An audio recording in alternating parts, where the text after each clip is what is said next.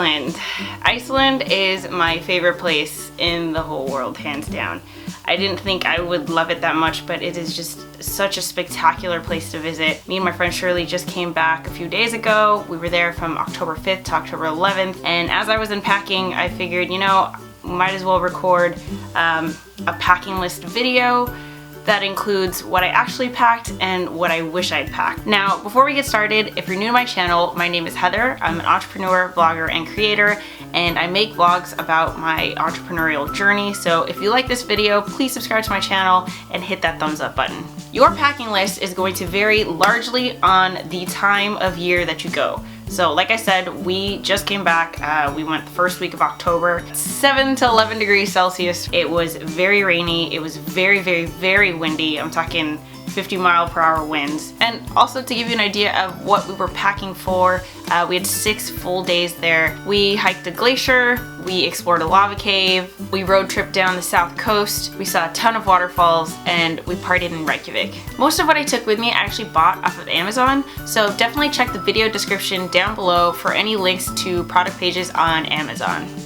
Alright, on to the list. First, a converter. Depending on where you're from, you might not need this, but I'm from Southern California, so I needed an adapter converter thing for my plugs for the European outlets. Also, Shirley had this like mega travel charging station thing that was incredibly helpful, especially staying at a hostel where there weren't that many outlets, but it had several ports on it, and we could charge all of our cameras and phones at the same time, so it was definitely helpful, and I will link what she used down in the description below.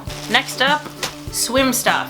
Definitely bring your swim trunks or swimsuit and maybe some flip-flops, because you will definitely be going into at least one thermal pool, the most famous being the Blue Lagoon, but aside from that, there are several thermal pools located all around Iceland and in Reykjavik. Even though it's super cold outside, it's a great way to just relax and hang out and meet the locals. Tissues. Tissues were a must for me.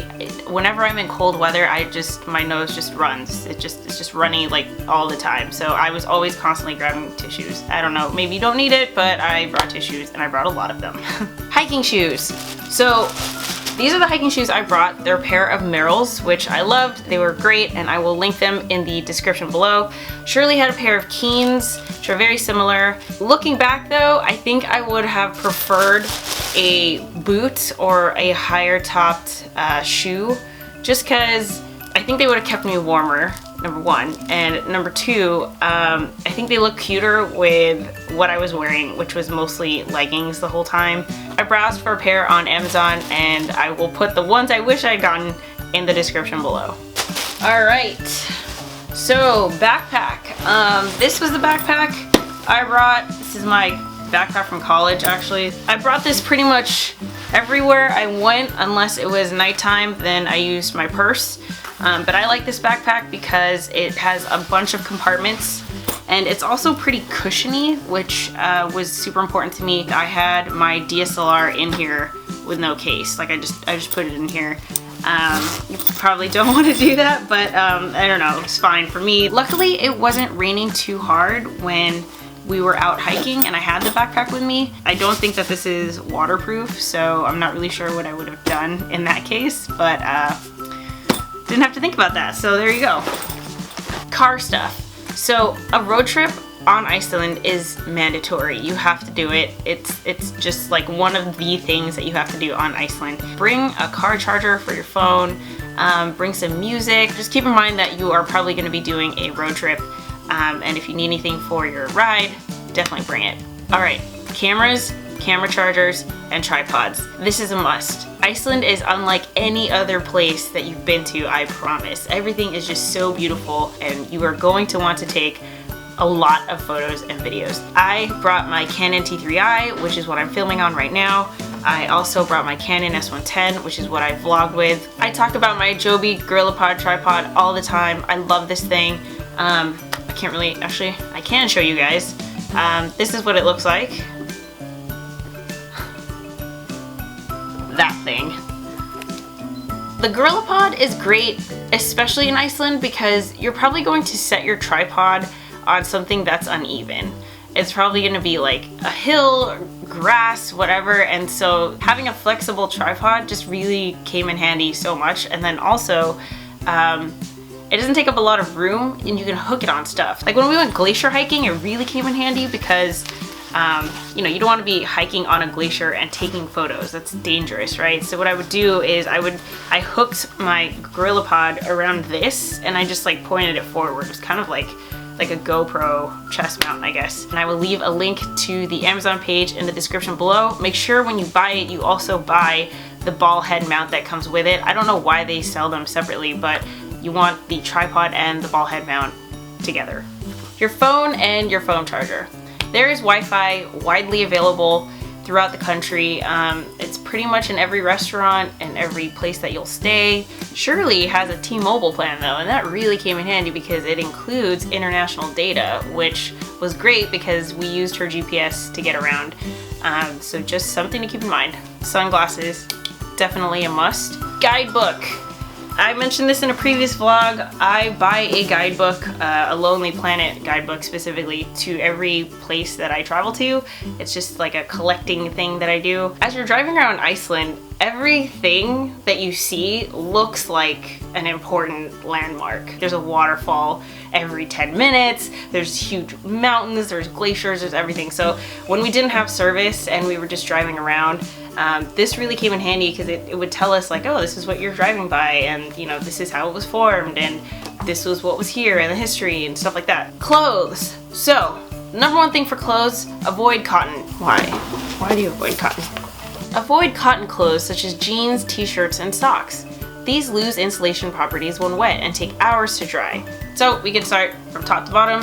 First, a beanie. This one was my go-to. In the hat here, there's a line of fleece in the beanie. It made a huge difference to keep my ears warm, and also it is kind of snug. So when we first exited the Keflavik airport, it was like 50-mile-an-hour winds, and the beanie I was originally wearing just like blew off. So definitely make sure that your beanie is a little snug in case it is very windy. Scarves. This was the one I used. This was my go-to. I actually don't know what material this is, but it's the only thing I had, and I like it because it was really long, so I could wrap it around multiple times. Gloves. So with gloves, I had trouble finding gloves. I didn't want something that was like as heavy duty as like snowboarding or skiing gloves, but I wanted waterproof gloves, and I wanted a glove that had an E-tip because I knew I was going to be taking pictures with my cell phone. Rain pants. So these rain pants were such a lifesaver. I basically put these on over my leggings. They're extremely thin, and they kept me dry, and I got these at REI. I found a comparable pant on Amazon, which I will link in the description below. The weather can change very quickly, so sometimes it's raining and then a couple hours it's sunny, so that's why I just kept these in my backpack. Along the same lines, a rain jacket. So again, this is super thin. It really is just there to keep the water off of you. This jacket is by North Face, but I found a similar one by Columbia on Amazon, and I will include the link in the description below. Layers. So you're going to want to dress in layers. My typical outfit was a tank, 2 layers, and then a sweater and my jacket, depending on the weather. So this was one of my layers. What I love about this is the Nike Pro Combat Dri-Fit, is that it's got like a fuzzy, warm layer inside, and it has these thumb hole things, which is so great because it keeps like your hand still warm, and it makes it easier to put on the layers, so that way it's like not riding up your arm as you're putting them on. This plus a sweater should be enough, or this plus a jacket should be enough. It really just depends on how long you're going to be outside. Like if you're only going to be outside for an hour and you jump back in the car, it's not really going to be a big deal. But if you're out going to be hiking all day, then that's when you really have to factor it in. So I found these on Amazon. Again, link in the description below, so check that out. Here's my Thermofit sweater, which I also found on Amazon. Again, has the fuzzy layer. This was just nice and cozy. I would wear this often with my jacket, which I don't have with me because I left it at my parents' house. For my heavy duty jacket, I found a close comparison on Amazon. Again, link in the description below. But basically it was this material on the outside, so it was like waterproof, and then it had pretty much like this on the inside and pockets. So it really kept me warm. Sometimes just like this and that was enough. But there was a day where I had to put like everything on because it was just so cold, and the wind and the rain on top of that, it was like freezing. So yeah. Now for bottoms, I pretty much wore leggings, and Nike has like these Hyperwarm leggings, Dri-Fit Hyperwarm leggings that I wore. Again, it has like the fuzziness on the inside, and this really does keep you warm, but just this one layer wasn't enough. So what I actually did was, these are just normal leggings that I wear to the gym. I'd put these on first and then these on top like this. So I just like rotated this one out, and I only had one of these. So this was plenty enough to keep me warm. For going out in Reykjavik, it's a pretty casual atmosphere. Everyone bar hops, so my going out outfit was basically jeans, high boots, my top, and my jacket, along with my scarf and my beanie and my gloves. It's nice and warm when you get inside. It's just you need your jacket to move from bar to bar. Definitely go out in Reykjavik. It's a lot of fun. Ponchos and umbrellas. So we brought ponchos. Whenever we had to wear them, it was also very windy. So basically the ponchos were just like blowing up and covering our faces, and just like I would have rather just not have worn it and just stuck to this, my rain jacket stuff. In the same manner, I would not recommend bringing an umbrella.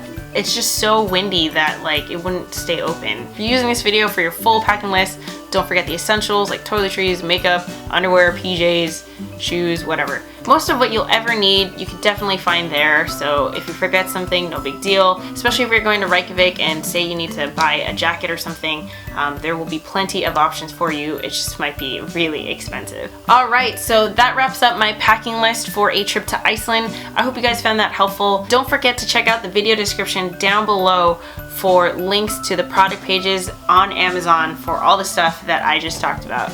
I'm Heather. Thank you so much for watching. Hit that thumbs up if you like this video, and if you are going to Iceland, have a wonderful, wonderful trip. I promise you it'll be one that you won't forget. If you think that all that Iceland has to offer are the Northern Lights, you are hugely mistaken. And a part of me does want to kind of secretly keep it to myself and not tell you all the fantastic things about it, just so that it isn't overrun with tourists.